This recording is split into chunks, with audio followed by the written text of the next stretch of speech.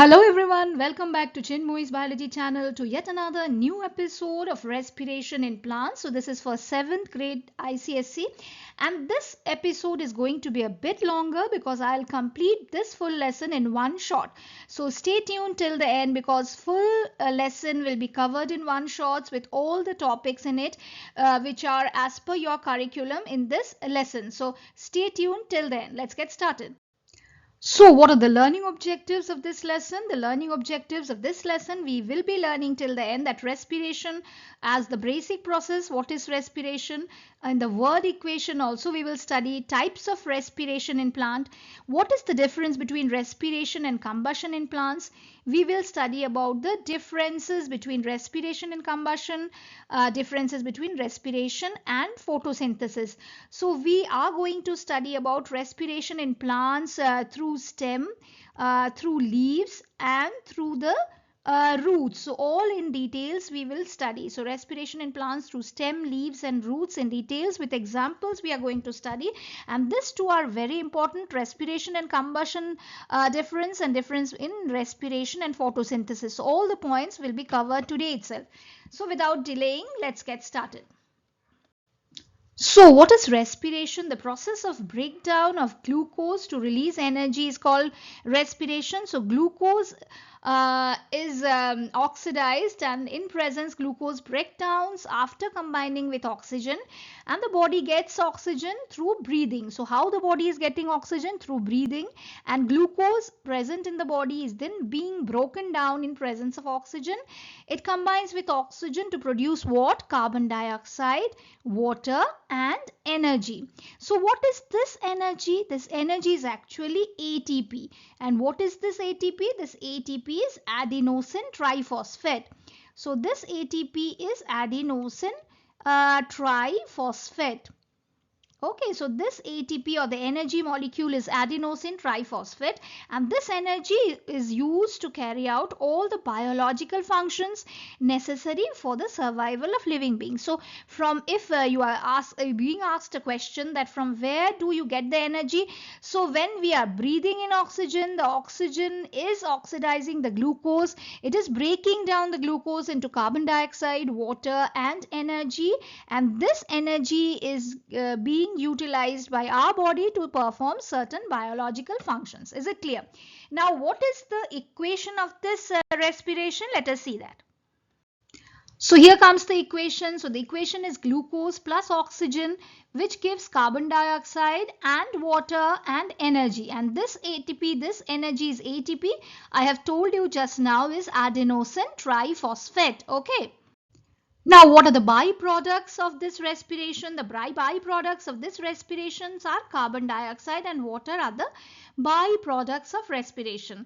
Now, location, where does it occur? It occurs both some phases in cytoplasm and other phases in mitochondria. So, both in cytoplasm and mitochondria, this respiration occurs. This is actually called cellular respiration, and in plants and animals, this respiration is actually the same.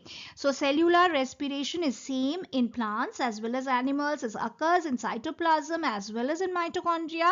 And what are the byproducts of respiration? This is a very commonly asked question. So the byproducts of respiration are carbon dioxide and water. Is it clear? So here it comes the types of respiration. So two types of respiration are there, anaerobic and aerobic. Aerobic means in presence of oxygen. So in aerobic respiration it happens in presence of oxygen. Okay. So what is the reaction that there is happening? That glucose plus oxygen, carbon dioxide, water and energy. So here 38 molecules of ATP is produced. Whereas anaerobic, as the name suggests, no oxygen is there.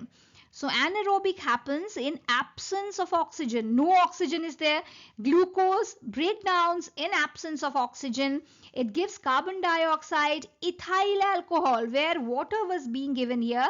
Here it gives ethyl alcohol and energy, that too only 2 molecules of ATP. So in presence of oxygen, it is giving much more energy. So when you are inhaling or breathing properly, your body will get more energy as 38 ATP molecules are produced. But in absence of oxygen, ethyl alcohol is produced. In replacement of water, carbon dioxide is produced obviously, but energy also produced is lesser because it is producing only 2 molecules of ATP. Now let us move on to the next part where we will discuss other things in details. Now, let us see the differences between aerobic respiration and anaerobic respiration. So, we have already spoken about the definition. So, from that definition only, so oxygen requirement on that basis, aerobic respiration requires oxygen, whereas anaerobic respiration does not require oxygen. Energy production produces more energy, high ATP. We know that in aerobic respiration, 38 molecules of ATP is produced, whereas in anaerobic respiration, only 2 molecules of ATP are produced. Now, end products are carbon dioxide and water in aerobic respiration, and lactic acid in animals, or alcohol and carbon dioxide in yeast. So, we know that yeast is used in the preparation of alcohols and all, because the end product, what we get in anaerobic respiration in yeast is alcohol, and in animals we get lactic acid, right? In anaerobic respiration. It's clear. Please try to memorize this full chart difference, because it is very important, and in your exams you'll be getting this kind of differences. I have tried my best to do it in the form of a note. So, location in the cell, aerobic takes place in mitochondria, whereas anaerobic respiration takes place in cytoplasm. Now, example, you can tell in humans and plants and in most animals, aerobic respiration is happening. Anaerobic respiration is happening in some bacteria, yeast, and human muscles during heavy exercise. So when we are exercising heavily, then some of our muscles, they are deprived of oxygen. In those places only anaerobic respiration will happen. Okay, so this aerobic respiration is always slower but is always more efficient, whereas anaerobic respiration is faster but is always less efficient. So these are the major differences between aerobic and anaerobic. So please take out your book and write the differences between aerobic and anaerobic. Learn it properly for your exams. So now comes another difference between respiration and combustion. So respiration and combustion are almost, we see the definition is almost the same, but respiration, what is it? It is a biological process in which energy is released due to the oxidation of food or glucose. Whereas what is combustion? Combustion is a chemical process in which the substance burns in oxygen to release heat and light. So this is a biological process, this is a chemical process where the substance is burning to give out heat and light, but food is burnt or oxidized to give us energy, right? So major difference is that. Now, respiration is controlled by enzymes. Combustion is an uncontrolled reaction. No role of enzymes, nothing is there. Gradual and stored, this we can say that energy release is gradual and it is stored in the form of ATP. Now, combustion, the energy release is sudden and released as heat and light energy. So, when you are burning an object, all of a sudden there is energy release, but that energy release is released in form of heat as well as light. So when it comes to oxygen requirement, this aerobic respiration, it needs oxygen, whereas anaerobic respiration will not need. But in combustion, always there is a requirement of oxygen, right? Now, when it comes to temperature, it occurs, the respiration occurs at a body temperature. Combustion, it requires high temperature. End products, what are the end products of respiration? Carbon dioxide, water, and energy are the end products. Whereas in combustion, carbon dioxide, water, heat, and light are the end products. Now, if they are telling you to give one example, in cellular respiration is occurring in humans as well as in plants. But combustion, it occurs in wood, in petrol, in coal. So all this burns, and that burning of wood, petrol, and coal is called combustion. So is it clear to you all? Because in the previous slide we have spoken about the difference of aerobic and anaerobic respiration. Here we are speaking about the difference in respiration as well as combustion. So all are very important for your exam. Let us move on to the next part again. Now let us discuss about one key point. So during respiration, the food, that is glucose, is oxidized to release energy. Respiration takes place in every living cell. Each part, including the root, stem, leaves, buds, fruits, and germinating seeds, they respire. So the root will have respiration, stem, leaf, buds, fruits, all, and the germinating seeds as well. They do respire. The rate of respiration is very high in actively growing regions of the plant. So the rate of respiration is always very high in actively growing regions of the plant, such as in germinating seed. The rate of respiration will be high in the buds, in the fruits, in the stem, and the roots and all where it is growing. It will be very high. So let us see how the respiration occurs in leaves, stems, and roots. Now we are going to see the respiration through leaves. So leaves breathe through stomata. So what are stomata? Stomata are small, this pores present on the leaf surface, mostly on the lower surface of the leaf. Now when they are open, they look like this. In higher classes, you will be reading this full structure of the stomata. These two bean shaped are the guard cells which are on the both sides of this opening. Okay, so opened and closed stomata. This one is closed and this one is open. So carbon dioxide is going in through the stomata and oxygen is coming out through the stomata. So leaves breathe through stomata. Tiny pores on leaf surfaces are called stomata, which allow the oxygen and carbon dioxide to move in and out. So day and night respiration occurs. During the day, the plants perform photosynthesis, but at night they only respire, taking in oxygen and releasing carbon dioxide. But at night the photosynthesis is not occurring, because you have studied earlier, I have taught you in the lesson photosynthesis what is the process and how it happens. So if you have not yet gone through that, please do go through the lesson of photosynthesis, which will make your learning of this lesson easier. So I have made 2 episodes. Go through that photosynthesis. I'll be giving the link in the description box below. Please do go through it. Now, aerobic respiration is common. In normal conditions, leaves undergo aerobic respiration using oxygen to break down glucose for energy. Anaerobic respiration, though it is very rare in leaves, it occurs if in waterlogged conditions, like when the soils are flooded. Leaves may switch to anaerobic respiration, producing lesser energy. Okay, now respiration rate varies when younger leaves respire faster than older leaves, because they need more energy for growth. Okay, so they are needing more energy for growth. Respiration rate always varies. Temperature, how the temperature is affecting respiration: higher the temperature, the rate of respiration will increase, while lower the temperature, the rate of respiration will slow down. So it is directly proportional.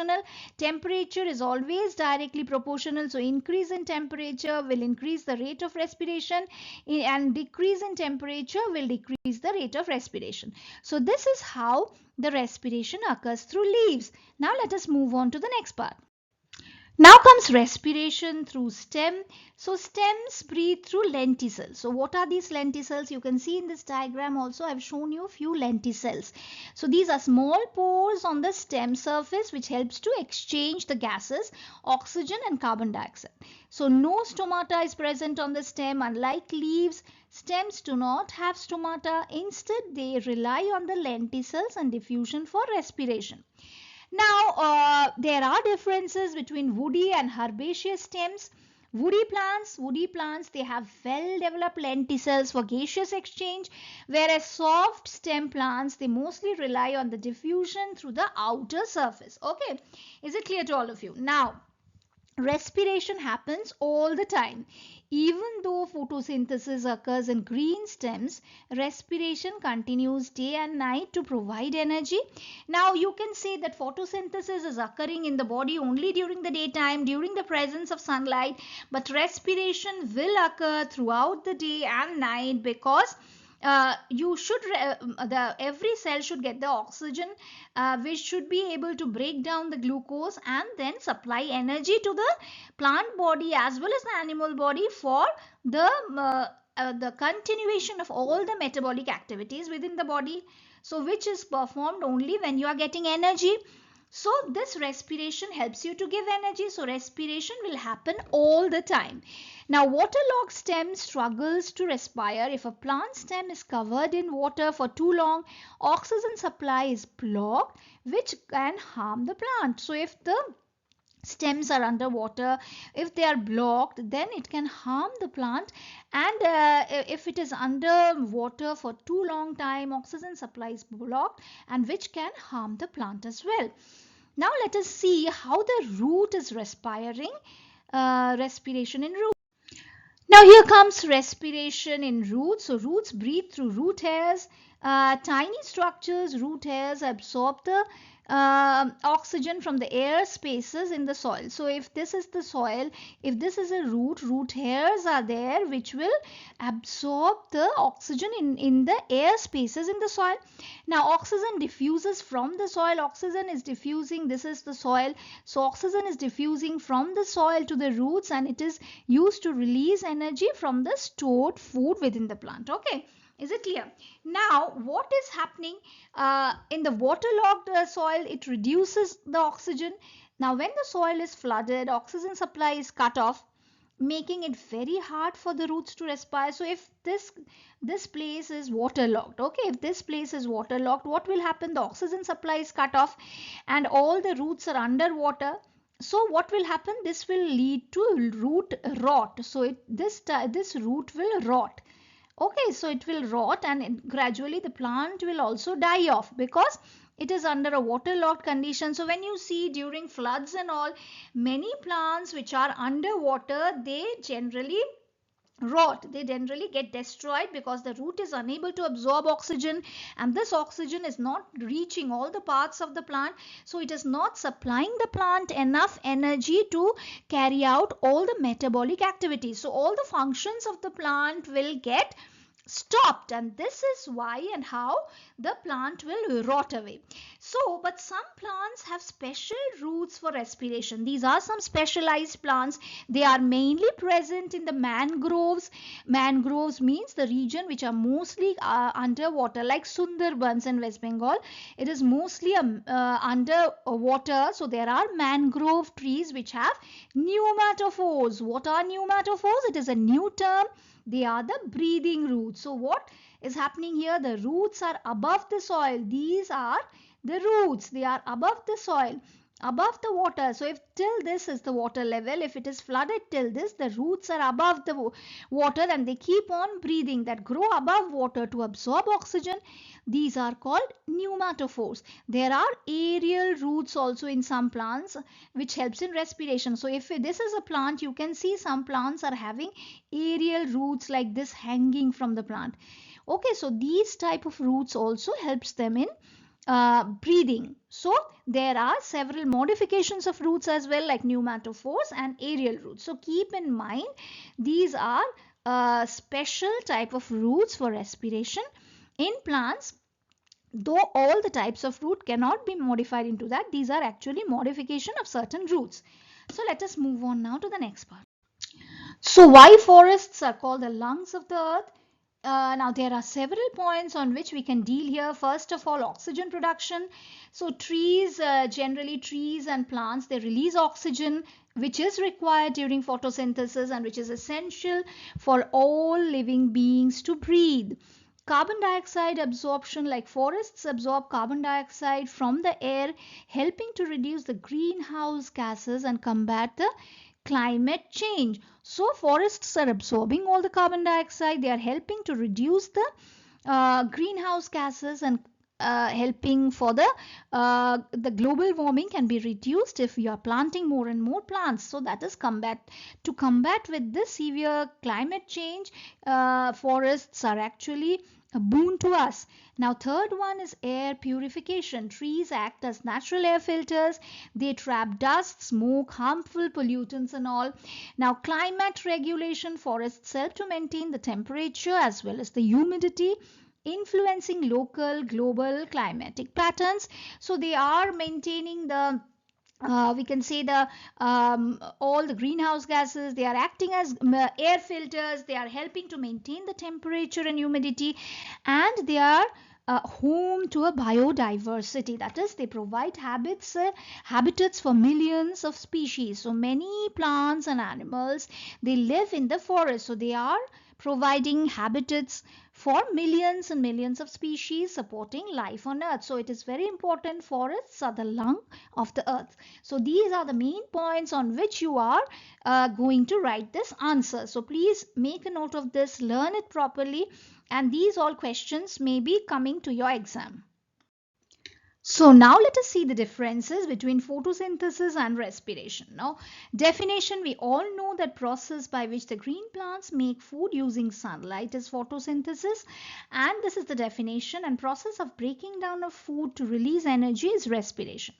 Now it occurs in chloroplasts and it occurs in mitochondria and living cells, and it also occurs in cytoplasm in case of anaerobic respiration, right? So we have studied till now all these things. Now reactants, what are the reactants in photosynthesis? We have seen carbon dioxide, water and sunlight are the reactants, whereas in respiration, glucose in presence of oxygen is used, is broken down to give you the energy and water. What are the products? Glucose and oxygen are the products in photosynthesis, whereas carbon dioxide, water and energy is the end product in respiration. Now energy, what is the energy source in photosynthesis as well as respiration? In photosynthesis it requires sunlight, and in respiration it does not require sunlight.